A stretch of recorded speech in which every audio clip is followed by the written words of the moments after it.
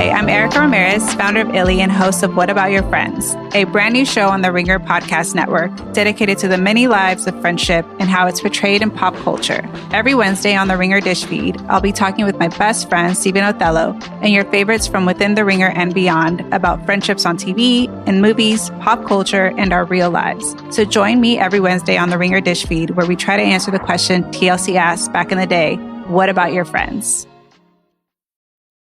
This episode is brought to you by Anytime Fitness. We may talk a whole lot about sports, but when it comes to keeping fit ourselves, there's definitely room for improvement. I hit this point early July. I was just like, I am not in good enough shape. I started trying to walk at least 15,000 steps a day, or hiking, or just anything to keep my legs moving. Now it's the end of 2023. I feel great.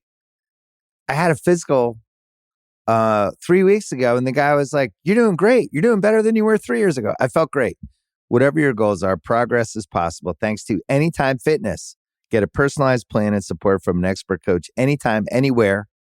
Visit anytimefitness.com to try Anytime Fitness for free. Start to train for your life. Terms, conditions, and restrictions apply. See website for details.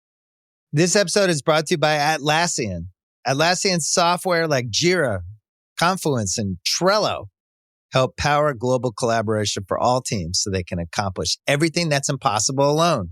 Because individually we're great, but together we're so much better. Learn how to unleash the potential of your team at Atlassian.com. Atlassian.com. Atlassian.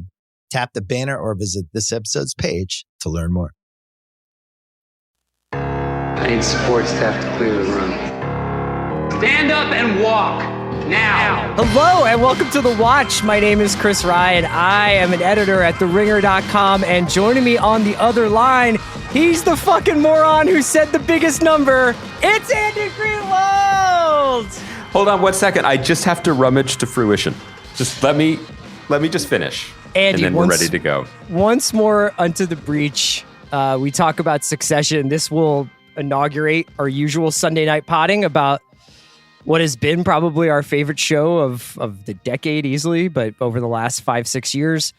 Succession began its final season tonight. We're coming to you on Sunday, and we're just so excited to talk about this show. It's been one of the great joys of the sort of, if I call it latter period of this podcast, does that mean we're ending?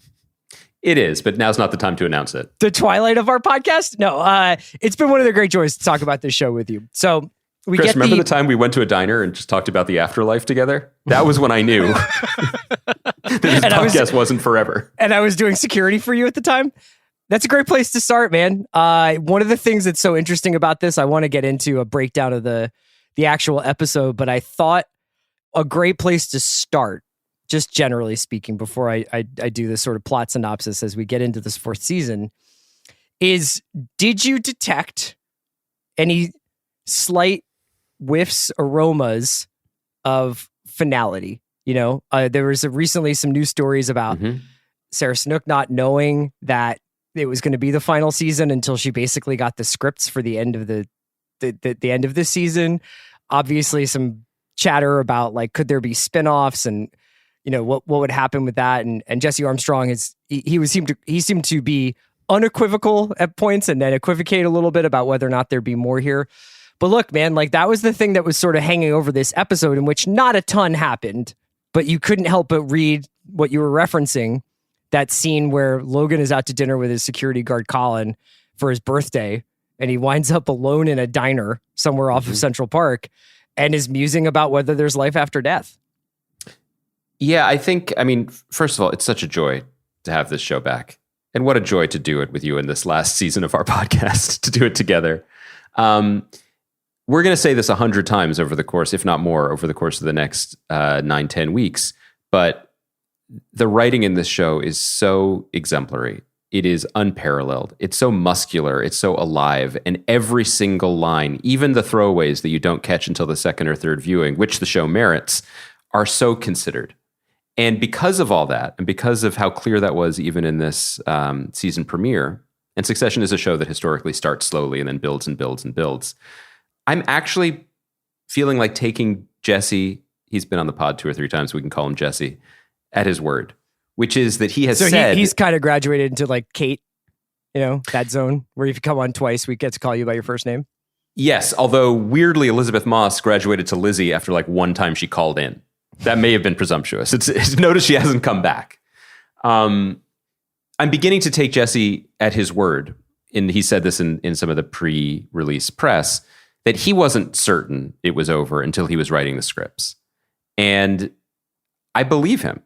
I don't think he's being coy or cagey about it. I think that the way that he writes and the engagement and the presence and the awareness that he has of these characters and their relationships to each other and the spinning plates of the world around them, I think they told him by where they were and what was left for them to do. And it's incredibly exciting. I think that you and I both had a similar reaction to the episode, which was joy and pleasure, but also a kind of very honestly pleasant, bordering on bittersweet sense that this ought to be the last season.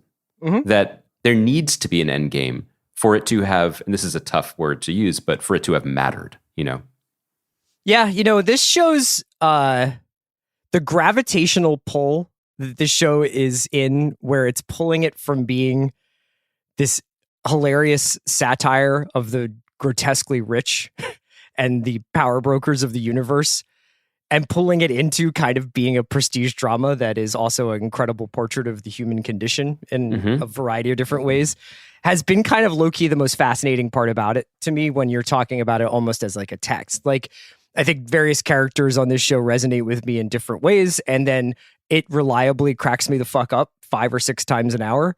But the sort of tension between pathos, satire, and comedy and drama that this show experiments with is not always the smoothest. You know what I mean? Like, I think that it sometimes has like these sharp turns, but is easily like the most fascinating experiment on display in modern television to me. And the ability to take something that has its sort of comic roots in the larger Iannucci kind of school of, Veep in the thick of it, in the Loop universe, and transposes that onto this very very specific milieu of like upper far atmosphere class of robber barons is just amazing in and of itself. But then to find these people underneath that he obviously has a tremendous amount of affection for, and that these actors all I think love. Like, I think one of the things that was great about seeing those first scenes of people in media res, like doing their thing, was like, shit, I bet it was really cool, like, to be back and doing Kendall, Roman, and Shiv in a room together, kind of breaking each other's balls and talking about the future and everything. And it just, you can feel like a certain energy and you can feel a comfort with the characters and all the performers that I really love. But yeah, I always love looking at this show and watching it kind of go back and forth between its outright brilliant comic timing and portrayal of these people, and then also these moments like the final few moments of this episode where you're just like, oh God, this is such an incredible dramatic moment.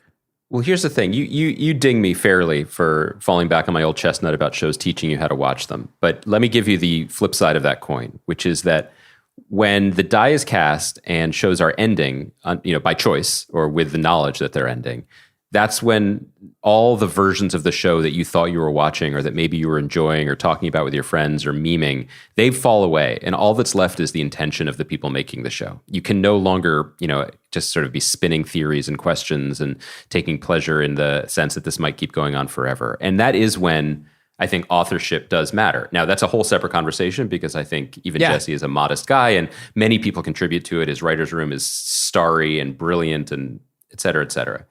But who is telling us this story and what is that person's point of view about it all? And if this show were to continue forever with the Roy kids continually going for their dad's Lucy, Charlie Brown football type setup and failing and then spending billions of dollars needlessly and getting up again, it could be incredibly entertaining. It is sinful, honestly, to think about this cast dissipating. Yeah, watching Roman blow up a satellite you could just come up with variations of that for years. But that's not the show he's making, because if it goes on forever, it's a comedy where these people are, by and large, sympathetic and heroic. And it was never that show. Not to presume people's politics, but I do think that Jesse Armstrong is not like a Bill Clinton New Democrat who's just like, I like markets, but also equal justice. You know what I mean? I get the vibes that he's a little bit to the left of that. And what I'm beginning to see the outline of is that this show, in addition to being the best comedy of the last few years, and in addition to being a compelling drama, is fundamentally a tragedy. And I think that was the shadow that was cast across this episode in a really, really compelling way. And even just by way of pivoting, like I do think we should run through some of the big talking points. But in rewatching the finale of season 3, which was All the Bells, which is a staggering Hall of Fame episode of television that just gets better the more times you watch it and the further we get from it in time.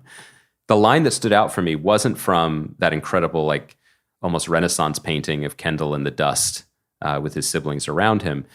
It came from earlier in the episode. It comes from when Logan and Roman take the speedboat to Skarsgård, I forget his character's name, Matsson, to hit the villa where he is, right? And Logan dispenses with small talk and the coffee immediately. And Matsson's like, oh, getting right down to it. And Logan's like, it's all boring, isn't it? Mm-hmm. It's all boring except for this. And that's so awful. It's so just like existentially horrific. Yeah. And now that we know the show is ending and they're still spinning and they haven't learned anything, it is all boring to them because this is the only way they feel anything, let alone familial love, but anything at all. Yeah. It's kind of sad, lonely, and pathetic. And I mean, isn't that I'm digging it. I love it too, but isn't that maybe one of the things that Armstrong and the writers are trying to say about this pursuit of wealth in and of itself you wind up bringing it back down to what these guys doing? Like, the kids are trying to create this new media empire out of their own image that's flexible, that's moving quickly, that is everything that, ATN isn't. And then as soon as they get an opportunity to stick it to their dad, they jump on it. Just the same way, in a weird, strange way, the kid's finally like acquiring PGN at the end of this episode. And he says, congratulations on saying a bigger number. It's almost a gift. It's almost he's giving them a gift on his birthday. I can be proven wrong immediately next week when we find out any number of things could have gone wrong. It seems strange that Logan would just sort of acquiesce like that. But we can get into all of that. You want me to just break down the episode for a second here? Yeah, because also I believe, I don't want to step on your breakdown because this is what you do best. You do a couple other things well too. You're a jack of all trades. I was wondering. I was like, do I just recap? You're a good recapper. And as a podcaster, you're fine. You're good. That's right. But the takeaway, right? The implication is that since season 3 finale, in anticipation of the Gojo. Yeah. Thank you. Sochu is the you're allowed liquor. To say Goju, but I don't think that that's what it is called. You have like an angel and a devil on your shoulder. Like that's what the angel is whispering in my left ear, and I won't on a podcast repeat what the devil is saying. The Gojo is taking over the buying the bulk of the media assets of Waystar Royco, but that Logan is keeping ATN. Yeah, and potentially then would add Pierce to his smaller, slimmed down media portfolio. I was basically trying to think about this, in the same way where when Rupert Murdoch dissolved Fox as a conglomerate and sold off the studios business to Disney, but kept the news arm and kept the New York Post and kept Fox News and all those things. Yes. So that leads right into where we are when the season starts, which I think, if I caught this correctly, is about 3 months after the season ended. Season 3 ended. I think there's a reference to having spent several months trying to raise money in Dubai and various other things. But the season 4 opener harkens back to the series opener in a lot of ways, because that was also a birthday party for Logan when they're playing softball in celebration in the first episode of the entire series. I was trying to figure out how much time has passed on Succession. There's a lot of Reddit kind of trying to break it down. I think you could probably make sense of it. Sometimes it feels like they are constantly going through a presidential election, and there's another one on the horizon that Shiv references several times. But this is the same one that was haunting the previous season. So, this is the Justin Kirk character. Like it appears that we are headed towards that the election will figure into the season, and that was more like the anointing who might get the nomination. Maybe the primaries or something like that. It was the primaries, yeah. Okay.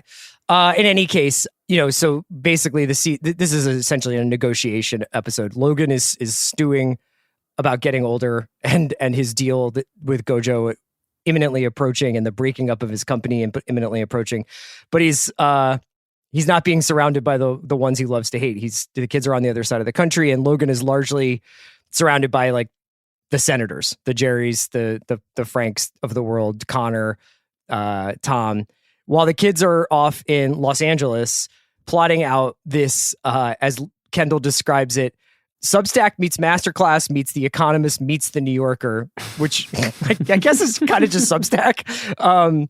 Media company called The 100, and they're going through all these logos and giving like their feedback, and it's a great portrait of like Roman is actually like maybe getting somewhat good at his job.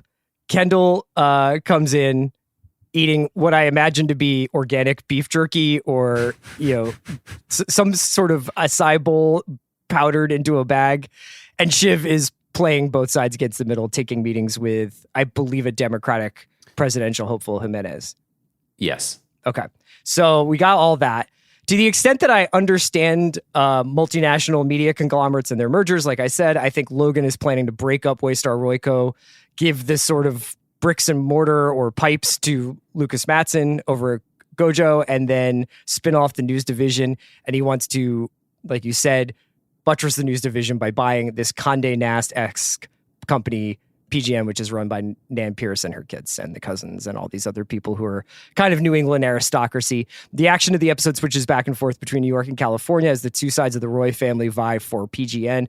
And then, is it PGM or PGN? I think it's PGM. Sorry. The transaction seems to bring the kids closer together, which is funny because it isolates Logan even more. He winds up having a birthday dinner at a diner with his security guard, Colin, and really gives quite a McBain speech at this thing. It turns into a comedy of manners with Cherry Jones doing, essentially having each part of this family bidding on the company until the kids finally bid $10 billion for it. And Logan, he lets them take it. He lets them take it down. This episode ends with Shiv flying back to New York, seeing Tom very late at night, pretty much deciding that they were going to get a divorce, which Tom had spoken to earlier about, talked to Logan about that a little bit earlier. And it's both a bittersweet moment. It's these two people kind of being like, Tom wants to talk it out. Shiv doesn't want to talk it out. Tom's like, if you want to talk it out, I also have some issues I'd like to bring up with you, not just my infidelity. And then they have a very kind of tender moment holding hands in bed saying that they had given it a shot. So that's more or less the action of the episode. We're going to get into a lot of the different details, but I thought that especially in the Logan Colin moment, the sort of sense of an ending is very much there. And I think you could also see that in the Tom Shiv divorce, that this relationship is kind of coming to a conclusion as well. Yeah. And I think it was really sad. Like, I think that the minor key melody that is becoming dominant already in this season was really, really notable. And to go back to the first point I made, like, I feel like that was telling him something. I think that there are certain things that you can, even just in the construction of this episode, that you can forgive now. And one of the things being, you named it, that the kids are really only motivated by fucking over their father. And he is really only motivated when they are fucking up or around to kick and abuse. I think the way the information gets to them, which is Tom nervously calling Shiv to say, like, you might hear about this, that I was seen with Naomi Pierce, but it wasn't a date. And then everything snowballing because that makes it clear what Logan is up to. Mm-hmm. That, if you were going to poke at a weak point in the episode, that would be it.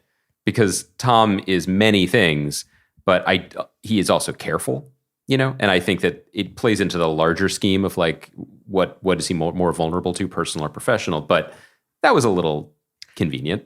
Don't you think that this is all happening on the same day? I'll push back a little bit there, because you're right. Like, and Succession has a tradition of everything happening during somebody's birthday, somebody's party, Always, yeah. somebody's wedding, somebody's something. Like it's never just like a Wednesday and somebody gets a phone call. But Tom has now proven himself over the last 2 seasons to be a very savvy operator. Yes. And I think that he's the character I was almost the most fascinated by in this episode, and the trajectory of this character over the last 2 seasons, from kind of the Rosencrantz and Guildenstern like background player who's there to eat the ortolan, say the incredibly amazing thing to Greg. The elder disgusting brother, if you will. Yeah, it's the senior disgusting brother, to somebody who's kind of trying to find their center in this family chaos. And the fact that he betrayed Shiv and the kids in the finale of season 3, maybe betrayed Logan in the beginning of season 4 here in episode 1, but also seems very aware that his only usefulness to Logan is as a bridge to Shiv. Yes. So I agree with this, and I'm glad you brought this up. I think that... because that scene with him and Logan is my favorite of the episode. I thought that was incredible. The scene with him and Logan is incredible, where he's like, I'm heartened. I'm heartened to hear that. But it's if clear we're good, we're good. Yeah. Yeah. That they're not, he's absolutely nothing to him. And that's reminding him of that. And so Tom's incredibly precarious position is consistent and makes sense that he would then just leak a little bit on both sides in the attempt to just stay afloat no matter what occurs. That does make sense. I also think it's remarkable the way a character, to your point, who was drawn as more broadly comic and not exactly a lickspittle, but definitely, just ambitious at the very beginning, a little cartoony, has come to be in many ways the emotional center of the show. And partly that's due to the just, God tier performance by Matthew McFadden that continues and only gets richer and deeper as these seasons go on, and he sinks deeper into the character. But I thought it was really noteworthy that for all of the circus and the way those siblings are together, and the way that Logan isn't when they're not around, and just how lonely he is to be on his birthday party begging for people to take shots at him so he can feel anything. The end of the episode was very, very specifically chosen to have these two characters who somehow remain, and their relationship remains the only or sort of like moral or emotional anchor we have.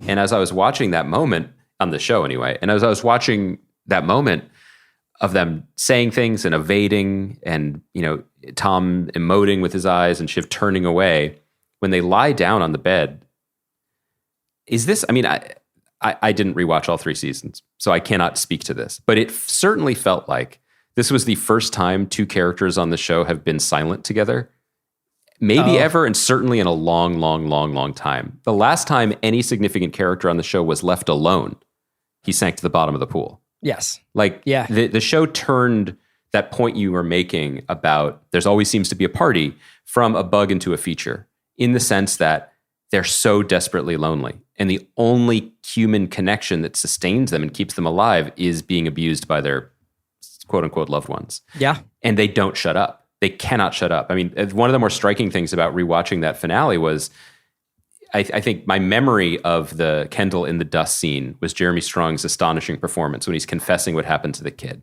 And I remembered very strongly Shiv's and Sarah Snook's great performance as well, being like, I don't know what to do with this. Can we call someone? I don't know, but I'm putting a hand on him, trying.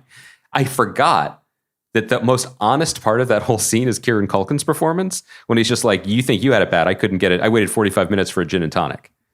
And he pushes and it's inappropriate, and he pushes and it's awful, and he pushes one more time and he gets a laugh, But that is how these people are to each other. They don't have another setting. And so for those two, and for the episode of the last season, the premiere of the last season, to end with that, they had nothing to say, was really striking. That's a really good question about when are people quiet with one another on this show.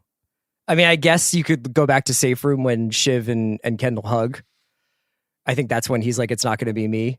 And that's when he's basically like Logan's bag man for that stretch of time. But they pull away afterwards. Yeah. Because it's too intimate. It's not that it's the only sign of intimacy. It's that they hold hands and then they don't do anything else, which is a different kind of intimacy that the show is. These characters are just absolutely mortified by and uncomfortable with. Let's talk a little bit about Kendall. Should we try being silent together on a podcast? Do you think that would work? Well, this is my question. Is there a world where we would have been right for the 100? Because I think that I thought about this too. We combine a lot of the ethos of both the New Yorker and the Economist. Now, I don't know, Kaya, like where your head's at on this one. So it's a little bit difficult to say because we can't make any moves without Kaya. But would a petro state come in and back a new media venture? It may be the right time for us to leave Bill behind. You know what I mean? Especially when we could have such stable management. I also think that the real slam dunk here is the combined age of all the media outlets that Kendall's referencing. Because when you get into new media, you want to be as old as possible in the sense that like you want to be like things that are only relevant to people our age and above.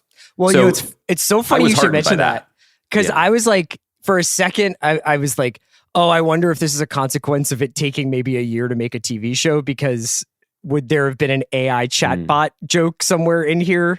You know, like would Kendall have already moved on to the newest thing? But in fact, I think Kendall probably would still be like, yeah, Substack, like the marketplace of ideas. Well, like, you know, I think that would be...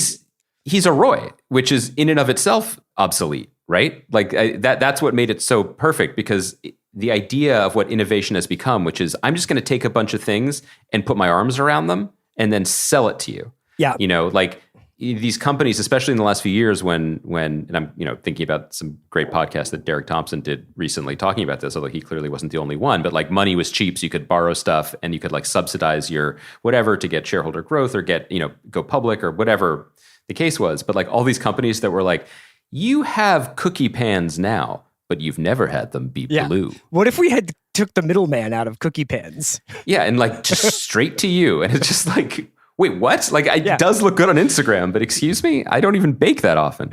So I thought that was very, very, and also just by the way, just like people tuning in know we're going to be praising the show, but like that was a bit that lasted the first 16 minutes of the episode. And it was so choice. You know, it's essentially a one act play where it was dead on. If you took out the cutaways to Logan's party, those kids do a one act play in that living room, which is such a fucking, you know, whatever the next level of VRBO, or is it Verbo or whatever, you know, like I don't obviously frequent it. And like whatever the next, like rent me a mansion in LA for 2 days so that I can lounge around in the living room and take calls from Dubai is the perfect house. It's the perfect setting. And those three performers primarily, although I got a lot of time for T, the banker, that guy was really good. That was like, Billy Magnuson is too big now, but like, let's have a lot of Billy Magnuson energy in this room.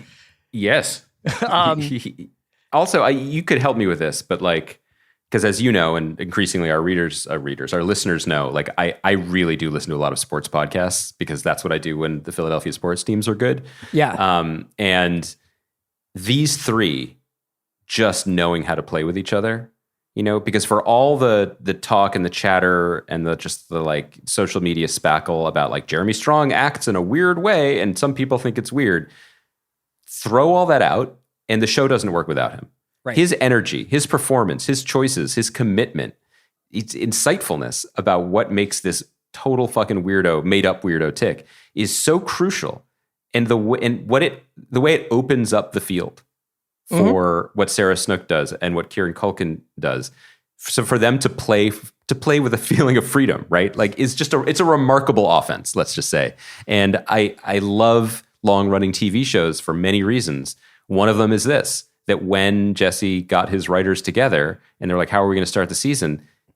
He didn't have to really like script a whole new offense. He knew the plays to call. He knew who to put on the field and let that go. And so I really like what you're saying about it being almost theatrical because, you know, there's the phone call. And then when Shiv returns, she grabs the bottled water and she's doing something very disturbing, which is that she's clearly flustered. Yeah. She has emotions. And not committed to this incredibly important media project. But more than that, she's like flustered in her heart, which makes Roman very uncomfortable. And then it just sort of continues to spin out. And the way they just build and build in the interplay, it's, you know, that alone makes this so much more delicious than any other show on TV. There are all these great moments from that sequence of scenes, I guess, but my favorite is definitely Kendall's self-awareness to be like, I've smoked horse, so I need something that totally absorbs me because otherwise I spin out. And also there are three of them, their self-awareness about what it is that they do. Whereas like, it's funny that Kendall is kind of like the de facto presumptive heir and that he's the one who's made the runs at the king the most. When Roman obviously has this like strange natural ability when it comes to this stuff. And Shiv is obviously like, her head's spinning all the time about like what should be the job like how to best look out for herself, essentially. It is kind of amazing how he writes these people so that they know just enough about themselves to make a joke about it, but not enough to ever save their lives. But Roman's not a killer. I think that was, we sort of loosely, we've done a lot of podcasting about the show. And I feel like one of the sort of ideas or theories that was tossed off was, season 1 was Kendall, season 2 was Shiv, season 3 was more Roman. That's entirely reductive because all three characters, not to mention actors, did incredible work in each of the seasons. But that the stuff that was going on with Roman at the end of the season, and again, I'm going to keep referencing the finale because I watched it right before watching 401, but his face when they are driving to stick a knife in their father, his face when his father says, "Come on, son, let's get away from these idiots." That played right into this episode. He doesn't have the killer instinct. He's just sort of a soft, broken boy. And that's something to watch. This episode is brought to you by Mint Mobile. New Year's resolutions are fun the first couple of weeks. Then you kind of maybe conveniently forget about them halfway through January. No shame. It happens to us all. But this year I have a foolproof plan, at least when it comes to saving money. Just switch to Mint Mobile and you're done. Goal accomplished, because for a limited time, their wireless plans are $15 a month when you buy a 3-month plan. The great thing about Mint Mobile is there's no jaw-dropping monthly bills or unexpected overages, and all plans come with unlimited talk and text. Get this new customer offer today at mintmobile.com/watch. Additional taxes, fees, and restrictions apply. See Mint Mobile for details. This episode is brought to you by State Farm. You might say all kinds of stuff when things go wrong, but these are the words you really need to remember. Like a good neighbor, State Farm is there. They've got options to fit your unique insurance needs, meaning you can talk to your agent to choose the coverage you need. Have coverage options to protect the things you value most. File a claim right on the State Farm mobile app and even reach a real person when you need to talk to someone. Like a good neighbor, State Farm is there. You don't have to buy custom window treatments in person because Blinds.com invented a better way. Blinds.com is 100% online. There's no showroom markups or waiting hours for quotes from pushy salespeople. A Blinds.com designer helped me pick the perfect style for free. And Blinds.com shipped free samples right to my door. You can DIY or book a pro like I did with just one click. Best of all, everything's covered with the Blinds.com 100% satisfaction guarantee. Shop Blinds.com for up to 45% off. Rules and restrictions may apply. Let's talk a little bit about the Logan side of things. Let's start with Carrie. Who Still a puzzle. Takes some L's in this episode in terms of her treatment by the kids, but is one of those, exactly what you're saying, a mystery box of a character who has been essentially in the background of this show for its entire run, I think. And I think she really emerged last season. I don't know when she debuted on the show. Well, I guess it speaks to my point, which is that it feels like there has been a Carrie in and like there's Jess and there's Carrie and there are these people who are kind of like working in the wings of these main characters, and she hadn't been elevated yet to a Frank Jerry kind of level. And now all of a sudden is a pretty important player in all of this. And I wanted to ask you whether you thought she was there mostly to tell Logan things and to kind of be another force in that room. Or do you feel like there's something there? Do you feel like there's a character developing there? Do you think we'll get some information about her? And to what extent do you think that matters? So, by the way, Carrie has been in 10 episodes of the show thus far. She debuted at the end of season 2. So you're right, essentially, that she has been percolating. And Zoe Winters is the actor, plays her. It does feel interesting because the show does not hide the ball. It generally, like within an episode, there might be something going on that we're not fully tracking. But by the end of the episode, that card is generally turned and we know where people stand or what's happening. The Carrie business has been sort of surprising because she stepped forward and more forward. And then there was all the business in the end of the last season when everyone was clucking about it and talking about it. And is Logan sleeping with her? And they started saying that in front of him and he would just sort of give them the eye. And then when Logan's just like, you need to get straightened out to Roman, he's like, fine looking woman is how he begins that conversation. Right. Yeah. And then there's the whole thing in the finale about Connor's checking the ingredients of his dad's smoothie. And it's all like, like sperm rocket fuel or whatever. Like the idea that he's going to, this is straight out of like Game of Thrones stuff, but like make another heir. I think that was a Bolton strategy, if I remember correctly. Yes. So it's interesting. Either there is some great there, and there's a mystery that was going to be revealed, or maybe the show is what it's always been, and we know what we need to know, which is that there is if you'll pardon the expression, a succession of Carries in Logan's life, that he always needs someone doing his bidding, but that her being the only person left at the start of the season is causing him to realize what he's done, because Marsha's gone. She's permanently shopping in Italy. I was like, is that a euphemism for had another show contract? Or, that's the other thing about the show that's remarkable, is that it is incredibly loyal and generous to the people that resonate and that matter to the world, whether it's J. Smith Cameron and David Rasche like being elevated to the main cast. But it's also not sentimental about people who don't have a function, to be a regular cast member anymore. So, and they can still go back and grab Naomi. You know what I mean? Like that's the thing, is that Cherry Jones showing up in the show is just like, man, that's awesome that they can just get probably for one scene. Yeah. Will we see Stewie again? I hope so. Because he's a great actor and a great character, and like it's part of the world. So, but anyway, all of this was to say the Carrie thing as a red herring or a mystery, I'm less interested in at this point. But I did appreciate. I mean, just the like your father would appreciate a birthday call from you because she's reading the room and knows that she knows what's going on because she's watching the show like we are. But the way that Roman speaks to her is just so gnarly. I also was kind of jumping off of something that Carrie asks Greg in this episode is, did you get a sense for yourself? And I know that you're really good at divining stuff like this. Is random fuck like a family name? Or do you think that got, where do you think her cultural background is? Random fuck?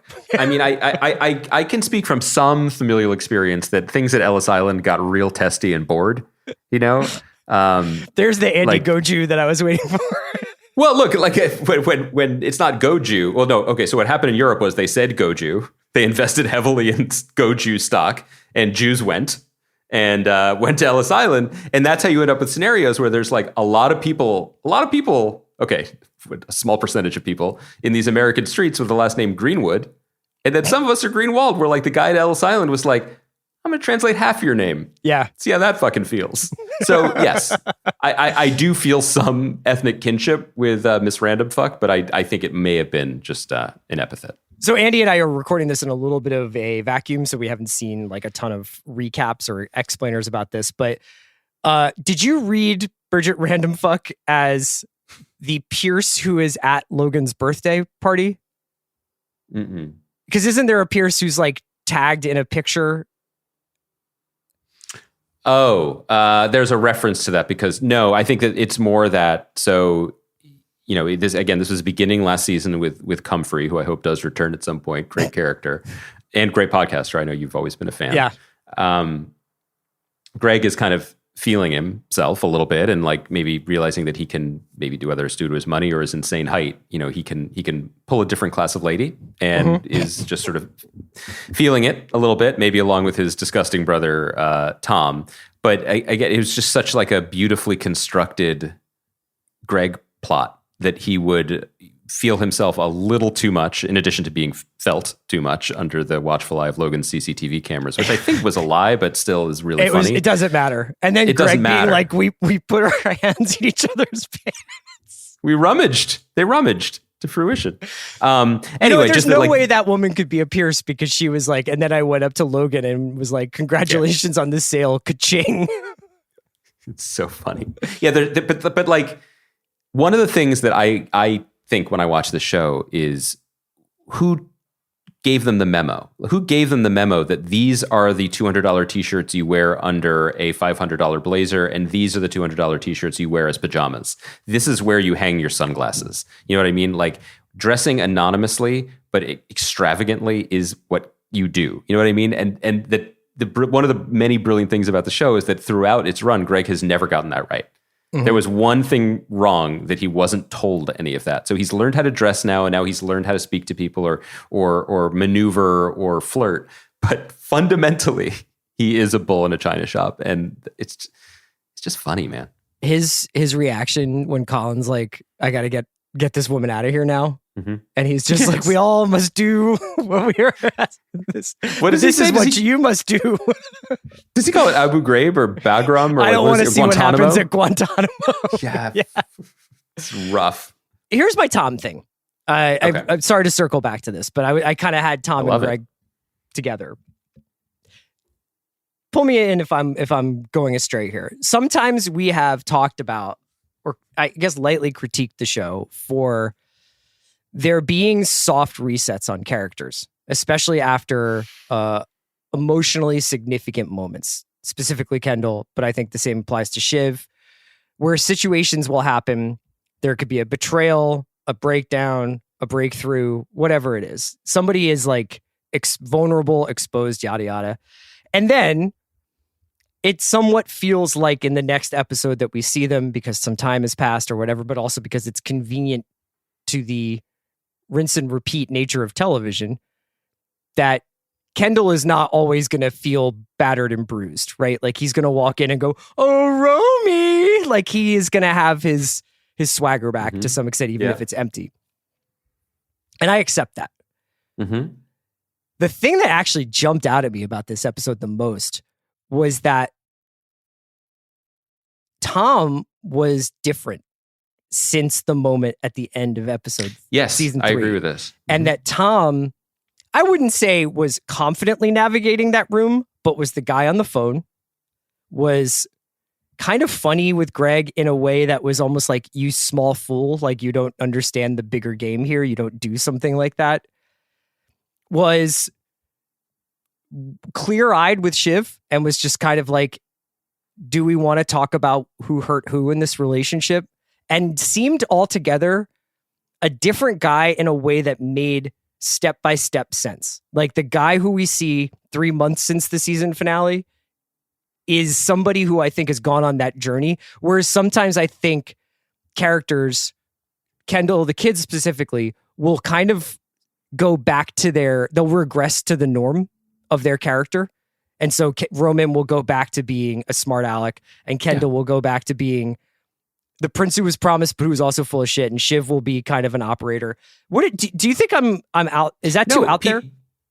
I think it's very perceptive. I think two things. I was just speaking about Greg and his usage and as a POV character for the non-ultra wealthy members of the audience and how useful that was. I think secretly the truth is that Tom is the POV character because he has infiltrated this world and learned how to exist in it, but he is not of this world. And I think that he is profoundly, in his Midwestern bones, appalled by aspects of it. And most people do not change. Like that is true in life, and it's true in long-running TV shows. But change is possible. Mm-hmm. You just have to work at it. And often it comes through some sort of emotional devastation or reckoning, quite frankly. And if you think about the notes on the acting keyboard that Matthew McFadden uncovered during the scene where he and Shiv are like, I would just be maybe a little less sad. You know, still one of the like Rushmore scenes, I think, of this show. Those notes have been available to him since then, I think, and are increasingly prominent. And it's interesting. I think it's almost like he stands out as changing because the outrageous degree that no one else does. Yeah. So it's like he's staying still for the first time, and the world's spinning away from him, and it's starting to feel like that. So to me, and I think both of us feel this way. We don't really love to get into like the prognostication game because I don't think it's that kind of show. But I think the idea that Tom, quote unquote, wins is foolish because I think if anything, Tom has the potential to have a victory of walking away. Yeah. Which is a different kind of win, and a win maybe more in tune with the show that Jesse Armstrong is making as opposed to the 10-season, let's fucking have fun Showtime version of the show that we have all been just relishing and enjoying, or at least enjoying the potential existence of. I was thinking about him specifically when he asks Logan about whether or not breaking the end of his marriage with Shiv would also be a problem for Logan and kind of compromise Tom in terms of his usefulness.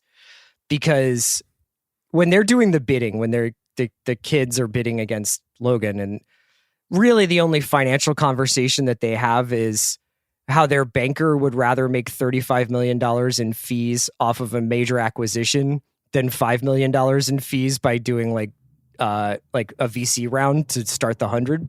None of this fucking matters. Whether it was 6 billion or 8 billion or 10 billion, like it's not real to them. Or Connor's 100 mil, but you'd still be rich, right? He's like, yeah, of course. Right. But $100 million less. 100 less rich, but I wouldn't be in the conversation. Right. There's stakes for Tom, like this is like a guy from relatively modest, I don't know how modest, but like more modest than the Roys in Minnesota. I think it's been said like canonically that it's relatively modest, middle class. Yeah. And Midwestern.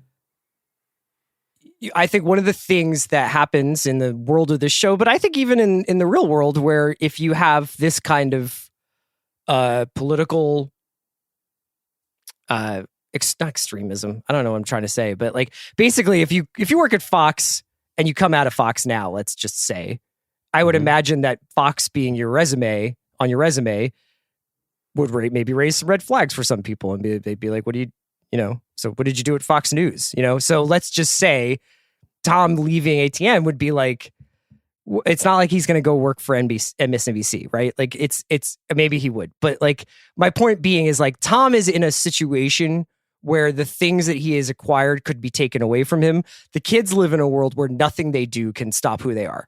I think that's a good point. I also think it's worth saying that none of these people have any value to the world outside of their value to Logan Roy. And that's been made clear. Like, there's a reason why the senior circle are old.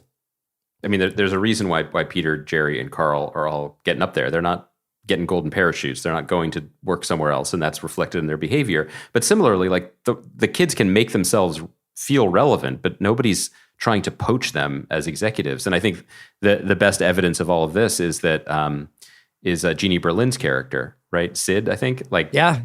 She is also, she's phenomenal and amazing and a joy to see on screen. She's not a spring chicken, and that Logan is up late and she's available for a cell phone call, being berated about he doesn't like the neck of the guy on his TV channel. I mean, that's he calls him job. a ball sack wearing a toupee. Yep. Yeah. And that's her job, is to take that call and then to address it. That's what they all are, and that's what that kind of institution is. It's just rotten, I mean, that's not new. That's not a new observation, but the kind of the decay, I guess, is the thing you begin to feel as we approach the end. So thus concludes most of the dramatic action of this episode. I was going to ask a couple of smaller note questions.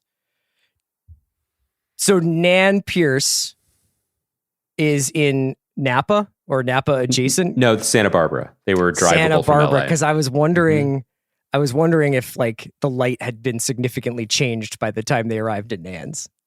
No, and it's also, that's the only place where you can kind of see Ocean City and vineyards. They're up above Santa Barbara. Okay. Where I would like to be right now. Another question I had was... And wait, by the way, before you get off that, just, yes, Cherry Jones is amazing, but like the way the show is such a brilliantly designed scalpel that it can do all of the things we're saying in terms of what it's parodying, the satire, the jokes, but when it turns its attention to something else, like the inherent oxymoronic nature of feel-good liberal capitalism, it's just as savage and genius, where she's like, oh, I just hate this. Oh, I hate all of this, but could you go to 10 billion? Yeah. I mean, everybody has a number, and it's incredible when the show does these subtle little things to make you I don't know if it's empathize with Logan, but be like, well, yeah, if you're going to be in a shark tank, be a fucking shark. I wonder whether or not bringing the Pierces back, these references to Gojo, I assume Skarsgård's going to show up at some point. He's in the trailer. Season. Yeah. But it almost feels like Jesse Armstrong wiping the whiteboard a little bit and being like, we're going to kind of get through all of the like lingering mergers and acquisitions stuff from the last season in the first episode. I don't know obviously, like there's this, I don't want to get too deep into like future casting, what's going to happen on the show, but I noted with interest that this was essentially like the punctuation point at the end of a 2-season negotiation, essentially, because the Napier stuff happens in season 2, right, with Holly Hunter, and then the Lucas Matson stuff is season 3. You know, obviously there will still be some shoes to drop, and I have to wonder whether or not like Logan knows something that those kids don't when he gets them, drives them up to 10 billion, and then is like, congratulations. But also, he can't leave a scab unpicked, right? Like what he's feeling in the beginning this is why I referenced that line from the season finale of season 3. He's bored. He's deeply, profoundly, existentially bored. And when his kids blow it all up, his blood's back. His blood is back up. And so does that mean the deal is going to go through smoothly? I would doubt it. Not the Pierce deal, but the whole thing, the Gojo deal. I mean, I just feel like that's, and again, to bring our conversation full circle, nobody needs my approval, but I feel deeply okay with that. Whereas if this was just another season of 3 to 4 more to come, you'd be like, okay, at a certain point, stop running towards Lucy, Charlie Brown. Like, we get it. Right. But no, this is the spiraling, tragic, Wagnerian downfall of something. That's always what it's been. And now we can really, really rev the engine. The last thing I have here on my list of questions for you is, how come you haven't had a cardinal at one of your birthdays? It's embarrassing because, you know, in my defense, there were invites sent to Ozzie Smith and Yadier Molina. Oh yeah, that's right. Yeah. You know, it didn't. I realize now that's not what you were asking. It probably goes against the cardinal way to show up at your birthday, though. They should be shagging fly balls. Yeah, and they'd also they'd have to show up for everyone's birthday, right? That's right. Because they're the most beloved team, best fans. Who is the most culturally or religiously significant person ever to show up at one of your birthdays, do you think? That's a good question, man. For me, I guess I could say a rabbi due to my bar mitzvah, but I don't think that really matters that much in the scheme of things. I think I've had largely godless birthdays, to be completely honest, especially in my 20s. I would agree with that. My 20s were borderline pagan. Yeah, you know, like some mild Wicker Man vibes to my 20s. Yeah, I think that tracks. We definitely burned some shit outside of bars in New York City when I turned 23. Do you remember much of that birthday? I don't. That's a legendary one. That was for what it's worth. We all had a good time at your party after you left. I got dragged out though. Yeah. No, not dragged out by security. I had too many shots. Yeah, you were carried by friends, and then the next time we saw you, you were like Kendall coming back to the villa with the bottle of Lucozade, being like, just a few too many Negronis. Nothing to see here. I think I did go out for a beer the next day. God, being in your 20s is incredible. Right, Kaya? All-stars back then, man. I think I had a Miller High Life the next day after like truly like having like an alien burst out of my stomach that night. Look, we were all young once, and now you guys wonder why I identify with Kendall. What else you got for me? Anything? I got nothing. I think that it's nice when returning shows return as themselves. There just wasn't. There's no need. There's no need to be something else or to do a hard pivot or reboot or reinvention.